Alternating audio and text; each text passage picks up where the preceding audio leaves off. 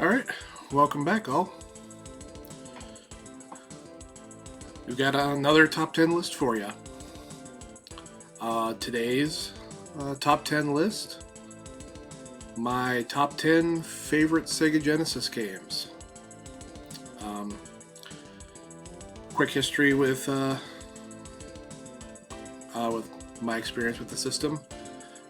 When I was a much younger lad, back in the distant past of 1989, 1990, I had a paper route when such things were still a thing, and I made a deal with my parents.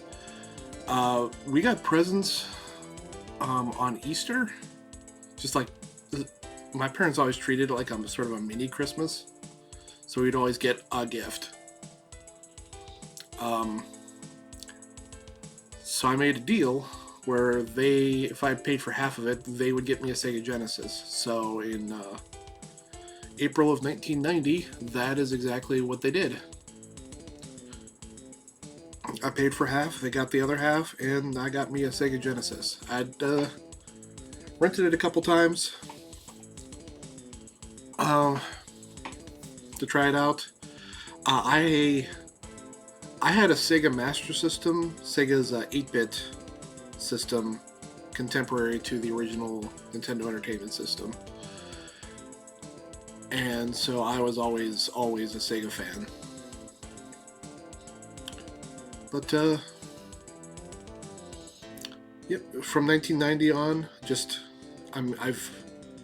ever since then, I always had multiple systems. I got a Super NES later. I got the Sega CD. Eventually purchased myself a TurboGrafx 16 with the CD add-on. I bought a 32X. Sega, Saturn, PlayStation. I've owned every PlayStation, including the handhelds, at some point.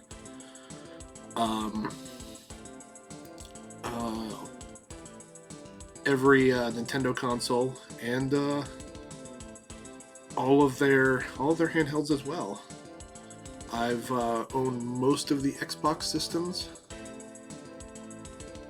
I almost purchased a Neo Geo once, but decided against it, and I tried the 3DO, was not terribly impressed. But owned a lot of systems over the years, and my top 10. So we're going to start with one of my early lows, top 10 Sega Genesis games. Now I do not consider these the top 10 best Sega Genesis games. These are my top 10 favorite for various reasons. Again, much younger lad. You have limited funds. When I started high school, I quit the paper route just to make sure I had enough time to do other stuff. So I actually had a little less money after quitting that paper route. But there was a place near where I live that rented games. It was a really terrific deal. $2 for 2 nights.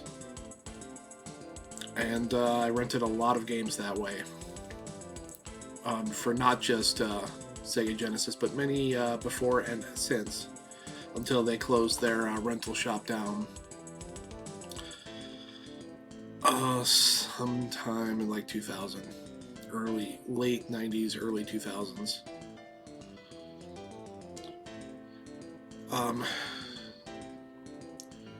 So with games, when you own games, you don't always own all the games that you would like to own when you're that age. So you play what you have. So some of these games I would not consider that great, but I played the heck out of them, and I just have a lot of nostalgia for them for various reasons.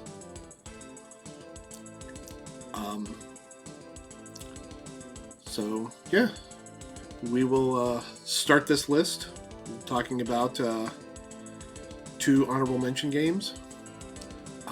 Specifically, I'd like to shine a little light on.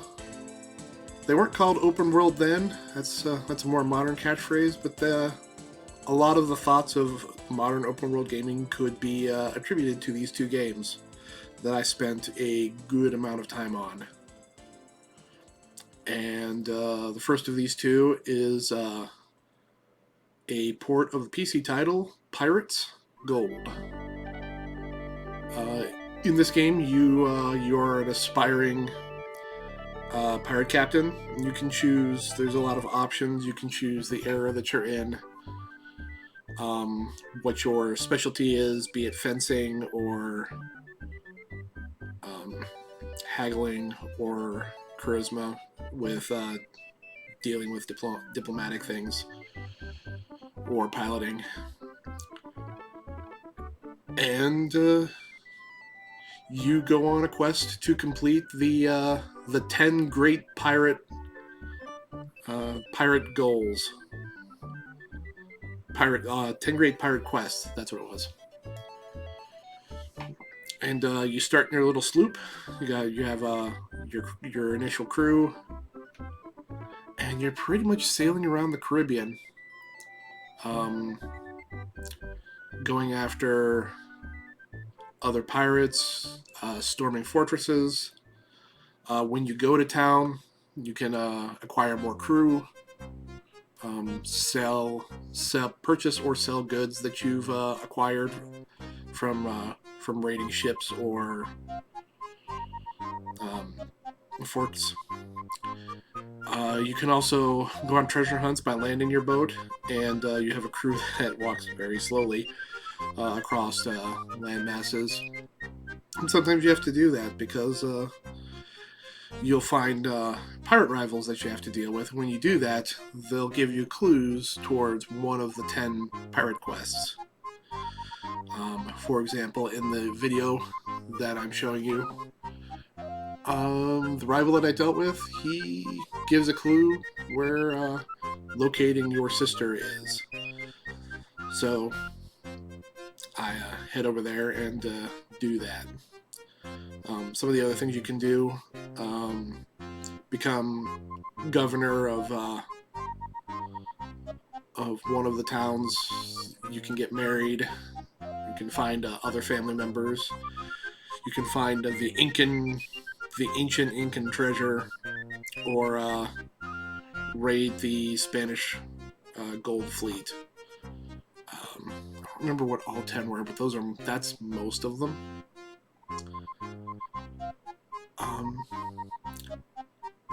Yeah, the controls for a PC adaptation, it translates to gamepad pretty well.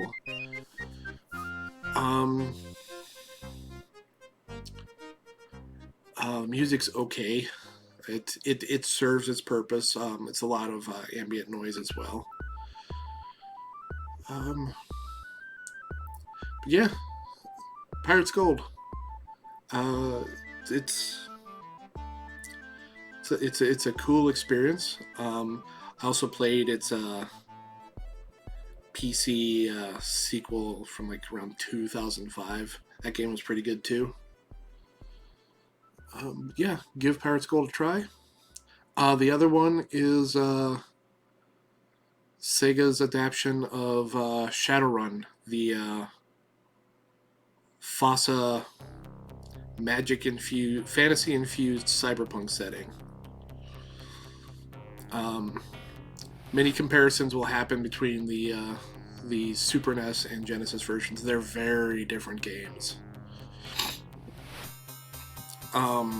The Super NES one is a lot more narrative-driven, whereas Shadowrun, the Genesis Shadowrun, is an open-world experience. There is a linear story in there, but within the confines of the game, you are free to go where you want and run jobs from the Mr. Johnson.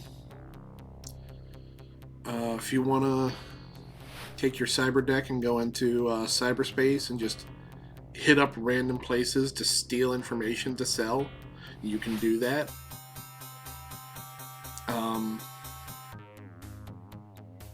You have your choice of 3 different kinds of characters when you create your character. A street samurai, which is like a fighter. A decker, which is the Shadowrun term for someone who specializes in running the Matrix, going and doing the online thing in a cyberpunk setting, or you can be a gator shaman, which is a type of magic user in the Shadowrun world. But you start the game. You go there because you see your brother killed on national TV, and you want to go find out what circumstances caused him to be in the wrong place at the wrong time to be killed that way. You go to where he was staying, and the initial game is you just trying to build up enough money to pay off your brother's bill at the slum hotel he was staying at. And once you do that, it opens up a bunch of initial quests for you to spread out from there. There are a number of locations, some slums, some more downtown fancy schmancy places, but also one of the things about the Shadowrun setting is the rise of heavily magic powered Native American locations. So you have contact with them as well. And again, going through quests to build up cash, to get more equipment, and doing quests to increase your karma, which is this game's version of experience. To fill in your skills, you can buy cyberware to augment your abilities, although it does, if you're a magic user, it does hinder that. And going through the game, eventually you do find out what happened with your brother and why things happened the way they did. I don't want to spoil that.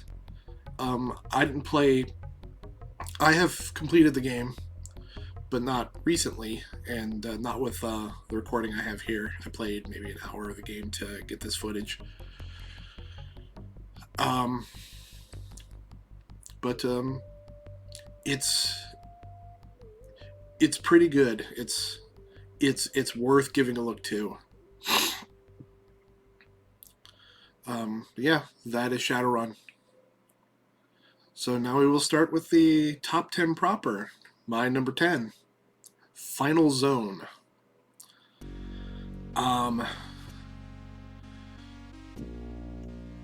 This game is honestly like a 7 out of 10. But I played this game a lot because, again, this was a game that I owned early on. So I put a lot of time into it. And I also want to point out this game because of the team that worked on it. It was developed by a group at that time called Wolf Team. And they did a lot of stuff in Japan on the X68000, which was a game-centric home PC in Japan. And the Genesis got a lot of ports from that computer because they have rather similar architecture. The 68000 is more powerful, but again, expensive computer versus $200 console. But anyways, Wolf Team, a lot of their games were published in the US through Renovation Games, which was a subsidiary of a company called Telnet, which also developed their own games.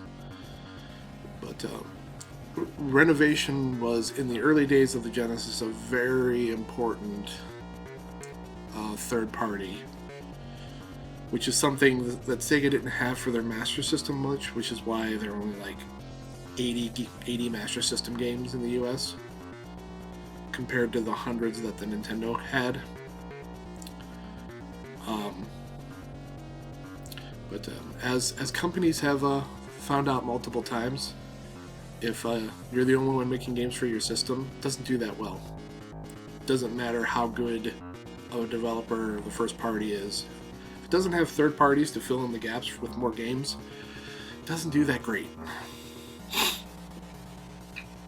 But Final Zone was one of the early releases. Actually, no. Before I get into the game, another thing about Wolf Team. Eventually, Wolf Team went on and broke apart into two different teams.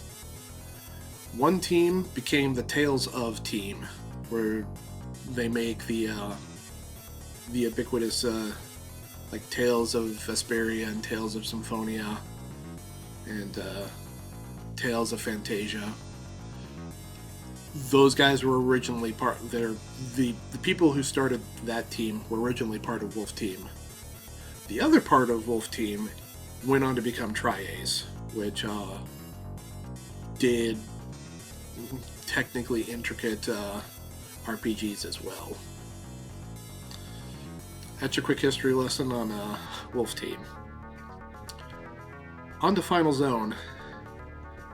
It's a kind of a shooter, like a run and gun almost. It has this isometric view, and you go through each of these stages, just kind of cleaning up the mechanized stuff in each stage. You clear them out of each stage, and then you deal with the stage boss. It's a pretty simple, straightforward game. But again, I put a lot of time into it, and it's like mashed potatoes.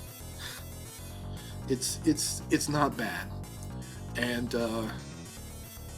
Wolf Team games often have pretty good soundtracks.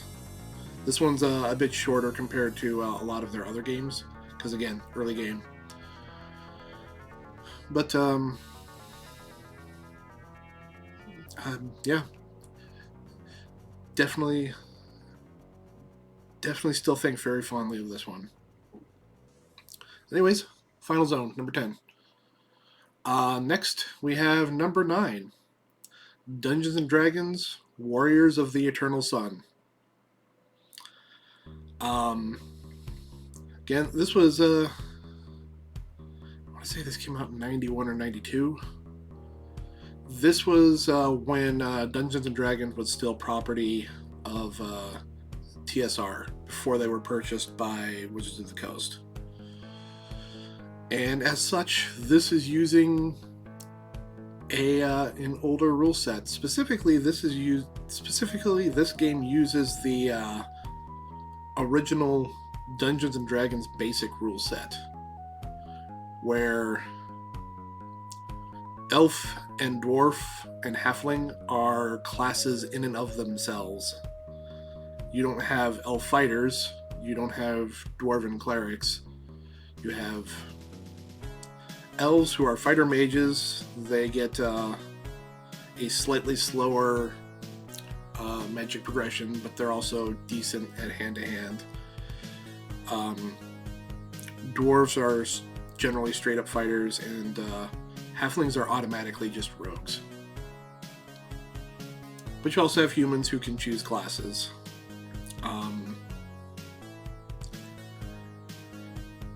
So you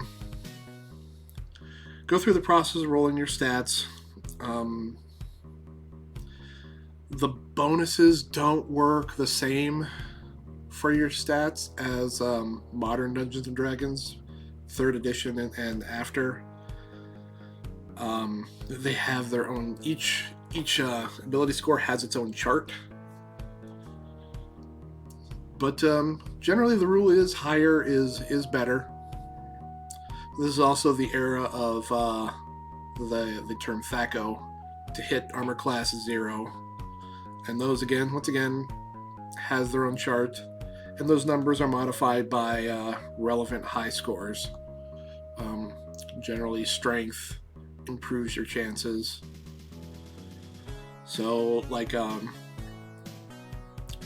fighter with a +1 magic sword that has a mechanical bonus of +1 on it and has a strength of say 17. I say 17 because it's the bonus that I remember off the top of my head, which is a +1 to hit and +1 to damage. So with those two pluses, a level 2 fighter has a base THACO of 19, which means they need to roll a 19 to hit an armor class of 0. With their +2, that die roll becomes a 17 to hit an armor class of 0. And armor class goes in the opposite direction. 10 is the worst that you can have, and going lower down to 0. An armor class of 0 is 10 steps better than an armor class of 10. And armor classes go negative in earlier editions. So an armor class of -10 is 10 steps better, or 5%, as it were, better than a 0. So, like, this same fighter with a THACO of 19 and a +2 to its hit, to hit an armor class 5 would need a 12 instead of a 17 on a roll of a 20-sided die. And different classes have their own progression as well, with clerics having the next best, then rogues, then magic users, arcane magic users. But anyways, this game is actually set in an official, at the time, official Dungeons & Dragons world. It was their Hollow World setting. And was developed by a lot of the same people who worked on a lot of the Dungeons & Dragons PC games, SSI Simulations, or SSI, which is Strategic Simulations Incorporated.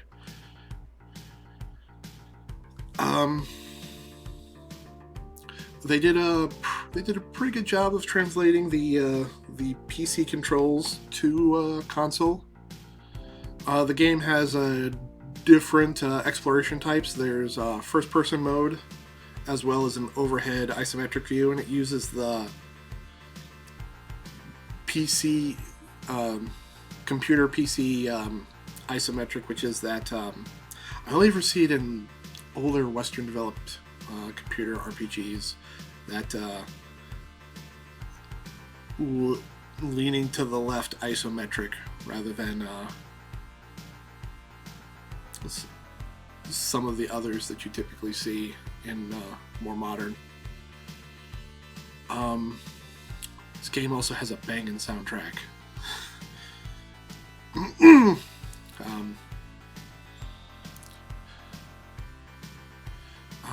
You go through, you get sucked into this Hollow World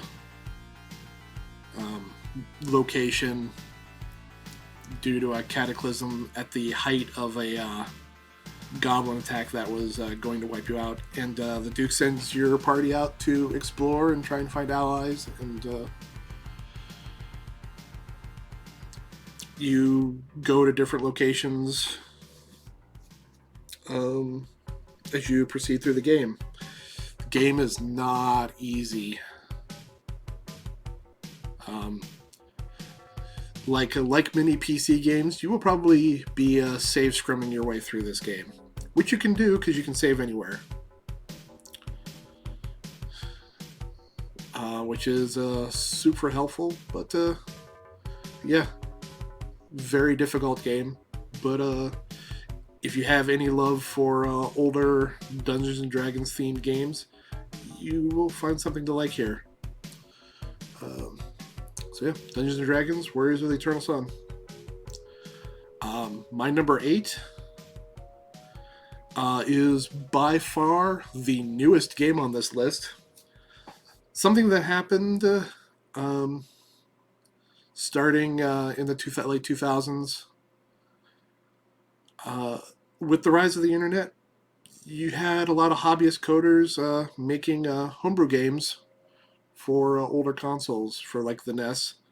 And the Genesis is also a popular choice due to the comparative ease to program for it.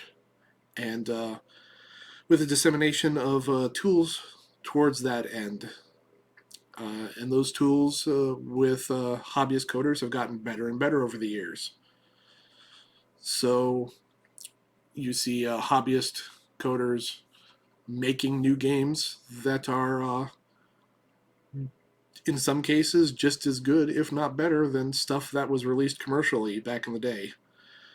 And you even see some of these groups going through the steps to make physical releases rather than just games that play on emulator. One of the very recent releases um, from Neofit Studios, a game called Demons of Astborg. It's a game that has a fair amount of influence from Castlevania, as well as kind of a little bit of a Metroid feel to it as well. It's a stage-based affair where you are Gareth looking to deal with the demons that are invading the lands of Astborg. And you play through the story and discover some things about your character, as well as the history of things that happened in the Demon War of the past, as well as more recently. With the one of the developers from Traveler's Tale, a development house that did original Genesis development, he has a YouTube channel where he goes over techniques that were used on the Genesis for special effects, and a number of those were used in this game. And the game just looks and sounds terrific. It's really an enjoyable game, and with modern memory being a lot cheaper, flash memory is now often used in lieu of older EEPROM type stuff, which makes physical releases more manageable on a financial basis. So game sizes are a lot larger than they might have been back in the early 90s. But it's cool to see classic hardware get used in this way, and it's cool that the games end up being really good. There's a lot to like about Demons of Astborg, and yeah, it is my number 8.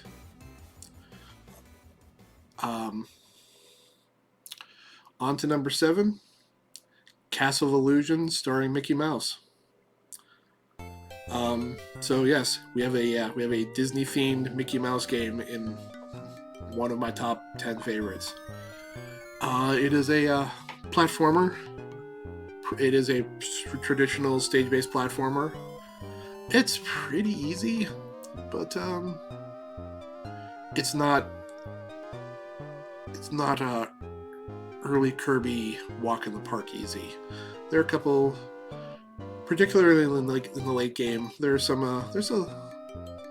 tricky platforming that happens later on.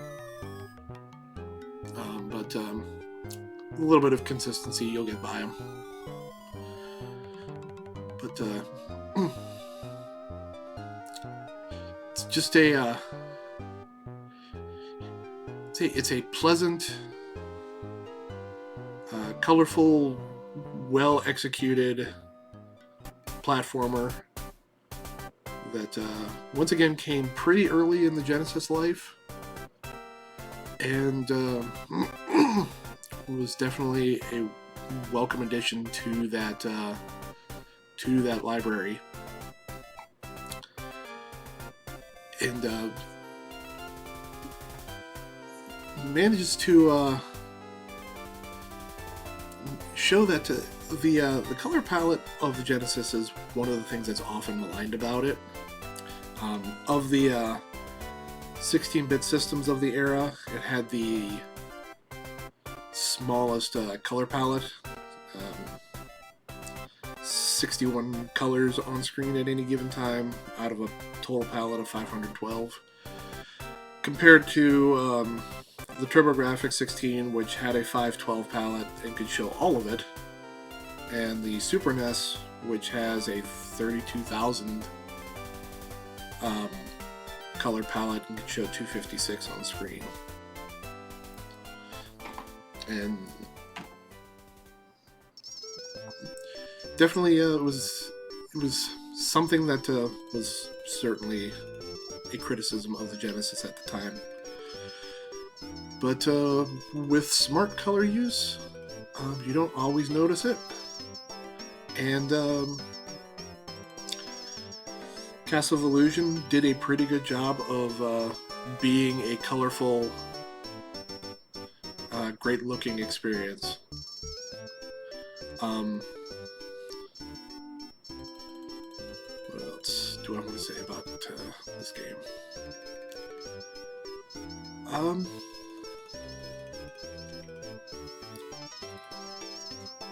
I think that's all I need to say. Just other than that, yeah. Castle of Illusion, number 7. My number 6. Again, a little bit like Final Zone. Maybe not the best game in the world, but I legit love this game. It's janky and weird, and nothing much really like it anywhere else. Sword of Vermilion. It's a action RPG from Sega themselves, and it's a weird amalgamation of a dungeon crawler and more traditional location-based RPG, because you're not always in dungeons. You're also going from town to town, and you're talking to townsfolk like a more traditional RPG. There's also brawler elements, because when you actually fight, it's a real-time side view like a beat-em-up, and you fight monsters that way. Except for the bosses, which is like this more 2D plane, and the boss fights are a little harder to explain, but we will show them here. But it's just this different amalgamation of different game types for this game, and it's a decent length, and can be a little challenging at times. You start at the town, and that's when you're told of your true heritage, that you're the son of the King of Cartagena, who was killed by his former friend turned evil, King Sarkon of Excalibria. Actually, I got those reversed. You're from Excalibria. The bad king is from Cartagena. Got it. And you talk to the people around town. One of them will give you a map. And you need to purchase items to equip. And then you generally go to dungeons, which also do that first-person movement. And then you jump into more brawling-style battles. And you're looking for your next MacGuffin being one of the rings or a treasure, or later on you're looking for a king wants truffles for some reason, or you're looking to deal with a monster.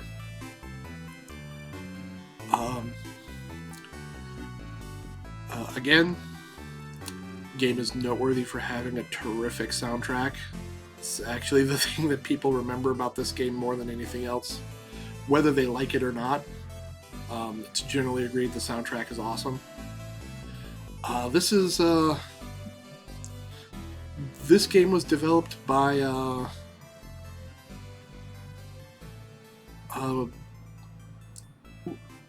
part of what would become AM2, one of Sega's major internal development houses, headed by, at the time was headed by a guy named Yu Suzuki, who was kind of Sega's Miyamoto.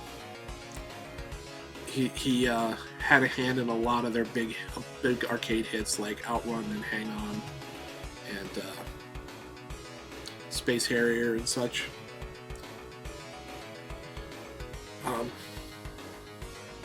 But yeah, this Sword of Vermilion is a game that has long been on my short list of games I like to replay regularly. I really like the game. I know that it's janky. I know that it's weird.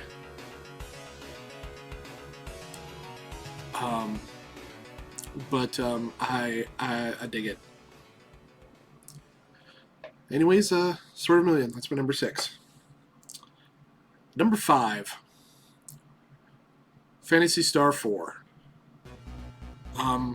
The final chapter of the original Phantasy Star tetralogy. It's starting on the Master System of the original Phantasy Star, going through Phantasy Star 2, where Palma gets destroyed and you have to deal with the fallout of that.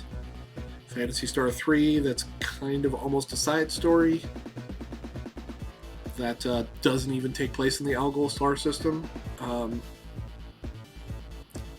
And finishing off with Phantasy Star 4, which in actuality, Phantasy Star 4 and 3 happen at about the same time, chronologically, if you do the math.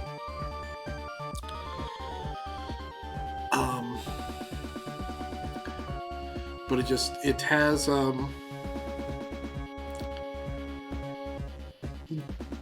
your the characters get kind of pulled into dealing with the final aftermath of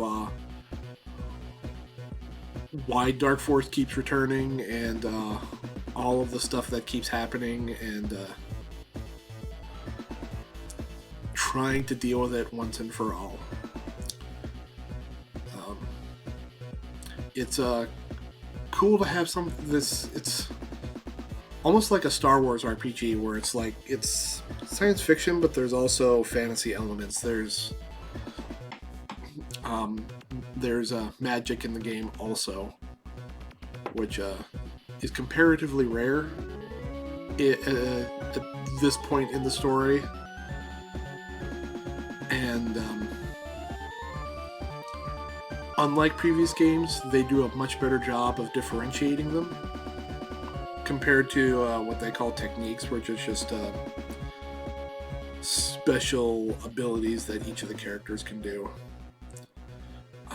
Doesn't have quite as many cast members as at least I don't believe so. I think there are fewer people. I think there are fewer party members in 4 compared to 2. But I might be wrong about that. I might be misremembering.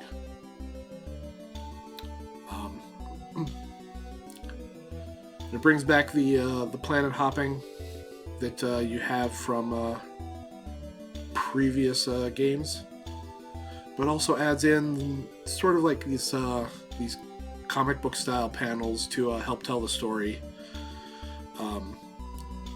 During the lifetime of the Genesis, this was one of the largest games to be released. Also took a very long time to get out and was very expensive. This game retailed for $100. I had purchased my copy from a rental place. They gave me a discount because I was the only person renting it. They let me buy it for $80.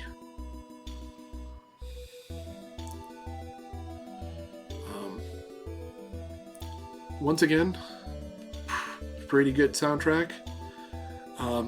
The Genesis strength in music tends towards very synthy sounding stuff compared to the Super NES, which could pull off more orchestral, easier. But the synth-heavy soundtrack suited Phantasy Star really well, and so was not so much of a weakness there. But yeah.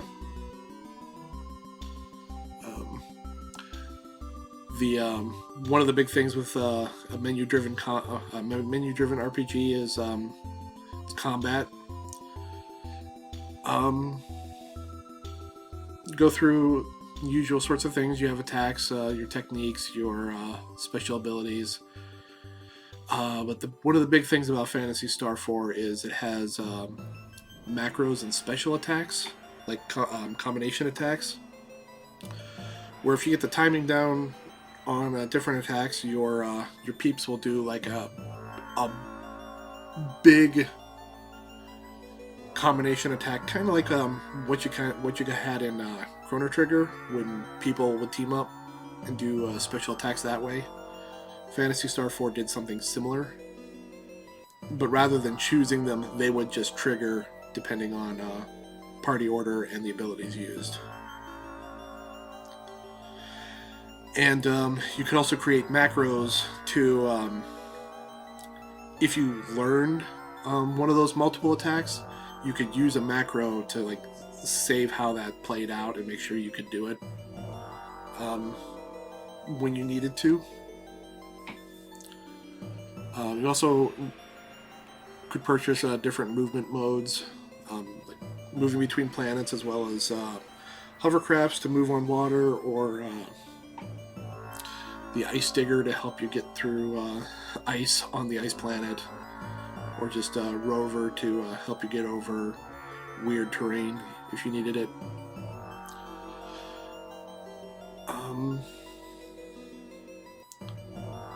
Yeah, a wonderful end to the original tetralogy. They changed how the game played pretty dramatically after. There wasn't even a Phantasy Star game on the Saturn. It wasn't until Dreamcast that we got Phantasy Star Online, which is its own thing and important for a number of reasons that I'm not going to get into here. But yeah, anyways, Phantasy Star 4, my number 5. Number 4, Landstalker, The Treasures of King Knoll. I love action RPGs. Shown by Sword of Vermilion, which is ostensibly an action RPG. And the Legend of Zelda games, which are some of my favorite games as well. Landstalker is a very puzzle-heavy, a very environmental puzzle-heavy Legend of Zelda-like game with a rather unusual orientation. It's not top-down like Zelda. It has kind of this interesting isometric view. It's a love it or hate it thing. I know people who actually despise this game because it's hard to deal with, and you are moving on diagonals, and the control doesn't make it any easier to do that. But if you can get by that, there is a lot to enjoy here. as the puzzles do get pretty thinky, and the combat's pretty good. Once again, the music is real good, and it's just a fun adventure because you're not really there to save the world. You're a treasure hunter wanting to look for treasure. And while the stakes raise just through the course of the game, you weren't there to save the world. So you do end up wanting to stop a particular someone from doing bad things. But and that ultimately happens. But yeah, just you and the Wood Sprite Friday, just going on your adventure.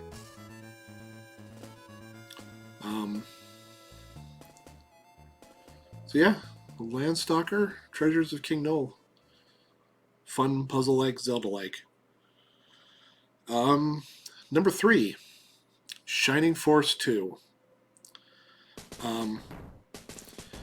If you're listening to some of the background music while I have going here, you'll notice that it sounds rather similar. Was composed by the same guy. Both Landstalker and Shining Force 2 were developed by Climax.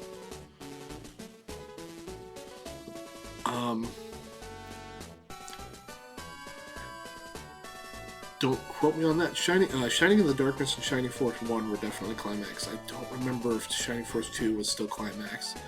Sonic Software Planning may have taken over at this point. I think it was still Climax. The title screen will probably tell you. I'm not remembering off the top of my head. But a lot of the same people worked on both games. The Shining Force games, both 1 and 2, are responsible for my initial love of strategy RPGs. I love RPGs where I'm moving my dudes around a map to deal with other enemies on the map, moving them around in a tactical way with whatever abilities they have. Be it Shining Force games, not overly fond of Fire Emblem, but that has more to do with I'm not a fan of permadeath. Or in the early Fire Emblem games, how your items can wear out. I'm not a terrible fan of that. But Final Fantasy Tactics I really liked. Tactics Ogre I enjoyed. Triangle Strategy, which are a number of more recent games.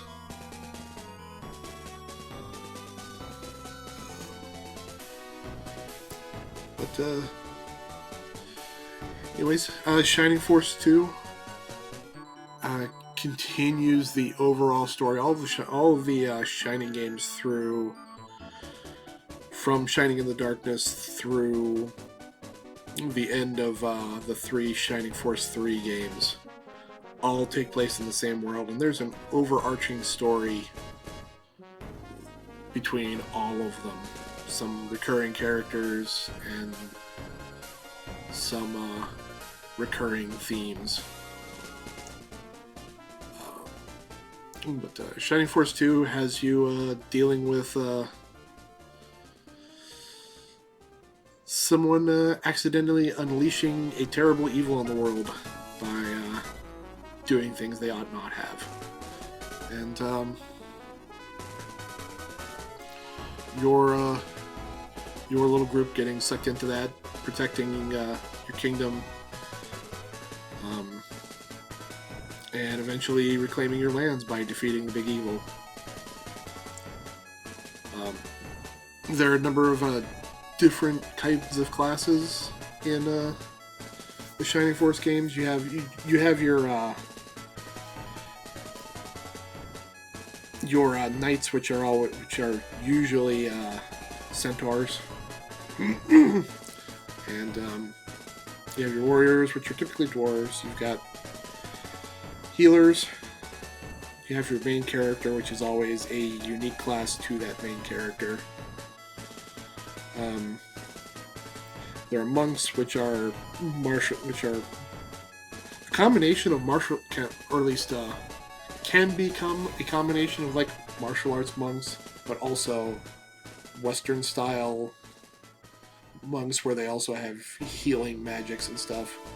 There are arcane casters who cast damage spells and status spells. And Shining Force also tends to have a lot of like unique units. Like in Shining Force 1, there was a werewolf. There's a Turtle Knight in Shining Force 2. I think there's another werewolf in Shining Force 2. It's been a bit since I've played through Shining Force 2 all the way. That will probably happen this year. I'll probably give Shining Force 1 and 2 a playthrough, which I haven't done in a while.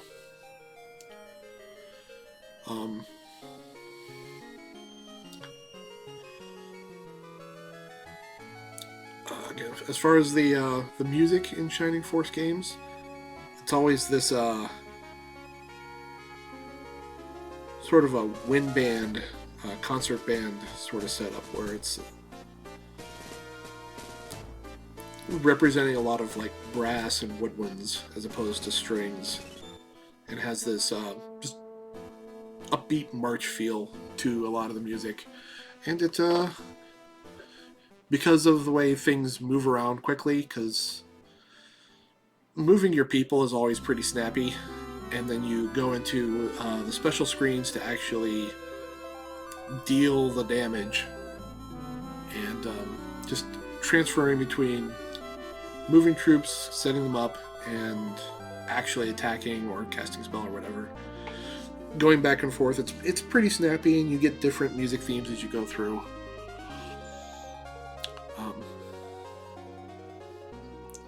Yeah, I enjoy it. Shining Force 2, my number 3. My number 2, another genre I've long loved. I love shoot 'em ups. I love space shoot 'em ups where you're a lone little ship, dodging lots of little bullets. One hit can kill you, and you got to take down the Armada. And like Final Zone and Sword of Vermilion, this is a game that was purchased early, that I owned and played a crap ton of, and that is Thunder Force 3. Thunder Force is a well-regarded series of shmups for the Genesis. I honestly, personally consider Thunder Force 4 to be the best 16-bit shoot 'em up, but it is not my favorite. Thunder Force 3, I think it's... I just, because I owned it, I spent a lot of time with it. I think it's also a more accessible game. It's a little bit easier. And it's also just, because it's an older game, I have had time to play it more. But it's still very good. It is a straightforward horizontal shoot 'em up. You don't collect speed up options like you would in like Gradius. You have 4 speed settings that you can change at will. You have 2 weapons you always have access to. It's a double forward shot or a 2-way that shoots forward and back, 1 shot each way. And you have slots for 5 weapons. Your 2 primary weapons can be upgraded, and then there are slots for 3 more. Your basic twin shot upgrades to a shot they call Sever. Your rear shot upgrades to a shot they call Lancer, which is a more powerful version of your back shot. You get the wave shot, the I forget what the next shot is called, but it shoots missiles up and down that then travel along terrain and take out enemies that way. And then there's the Hunter, which is a homing shot. And you can also pick up what's called the Claw, which are spinning options that can block small shots. And also enhance your current weapon. They shoot out more shots. And you can also pick up a 3-hit shield. And the shield can just take a hit regardless of how powerful it is, and that includes running into obstacles.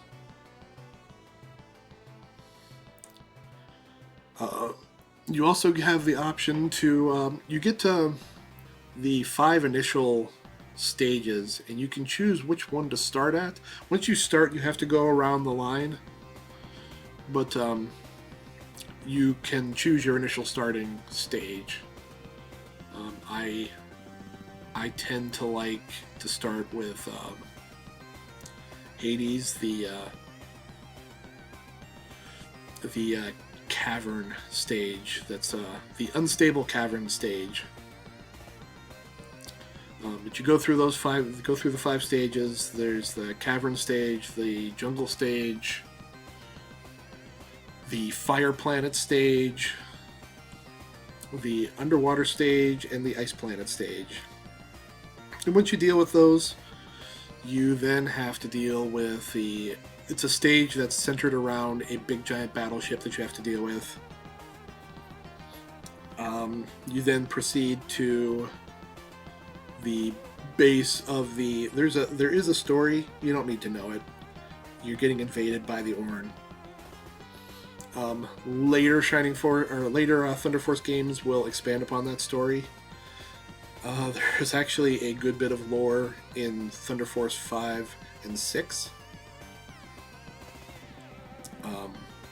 But we're not going to get into that here.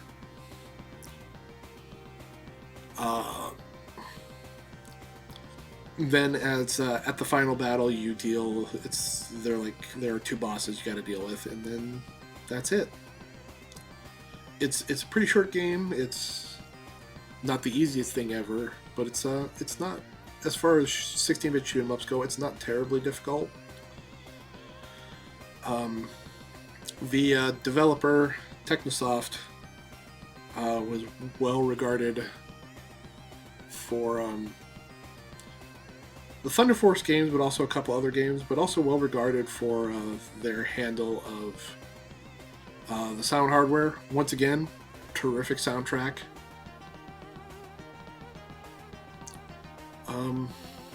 What else can I say? It's just because of the history I have with the game. It's one of my favorite games, period, not just Sega Genesis. Anyways, Thunder Force 3. It's my number 2.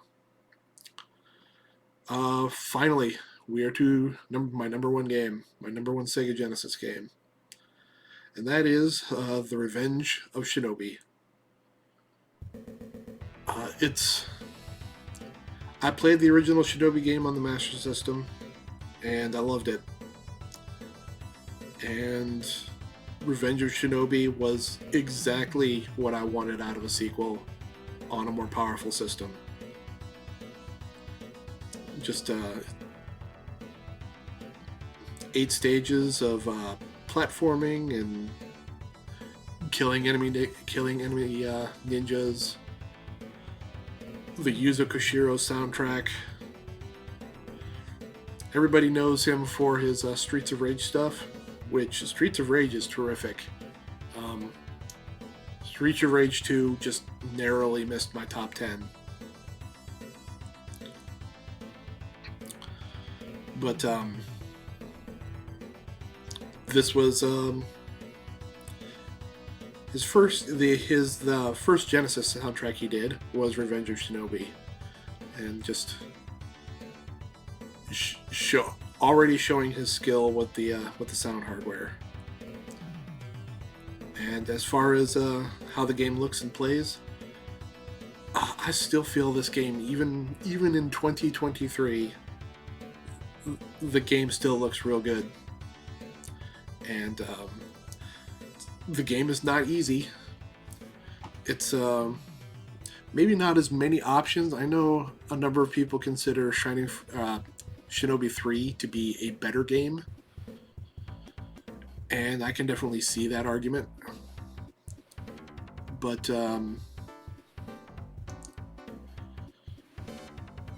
just the eclectic levels, and if you played the early version of Revenge of Shinobi, there are a number of non-sanctioned cameos in that game that just made it more fun. For example, there are flamethrower guys that look like Rambo, and one of the bosses is the Terminator in all but name. Another one of the bosses is legit Spider-Man. With later revisions, because of the Spider-Man game that Sega had released, they had the license to use the character, so they were able to keep him in. But then Spider-Man morphs into Batman, like Demon Batman, and you have to fight him there. And there's also Godzilla, the level 7 boss. So lots of copyright that needed to be changed for later revisions. But just made the game more fun. Just to have those little cameos there. And just... You also had a number of different locations with some related themes, because it was 8 stages, and each stage were 2 different sections, and then the boss. So 8-1, 8-2, 8 boss, or 1-1, 1-2, 2-1, 2-2.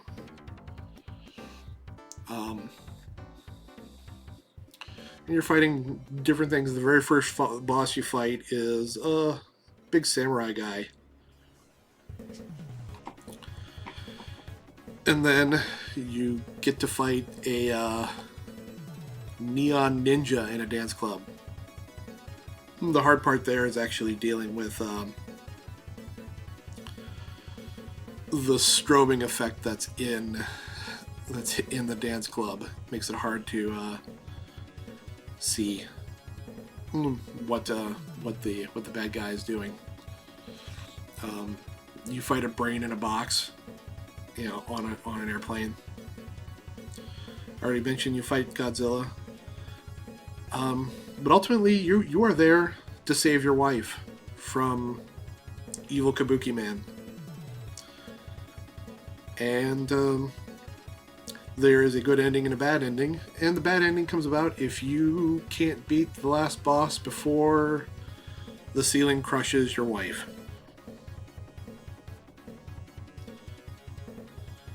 And there are 2 ways to deal with that. You can either...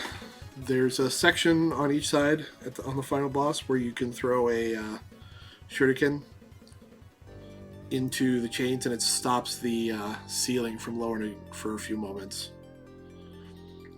Or you can do what I traditionally do and get there with a power-up and your shield magic. Just kick in the shield magic and beat him as quickly as you can. You can usually beat him before... If you are powered up and remain powered up, you can beat him before the ceiling comes all the way down. The power-up is an option that's in one of the boxes that you can break open that makes your shuriken twice as powerful and trades out your kick or knife attack with a sword slash.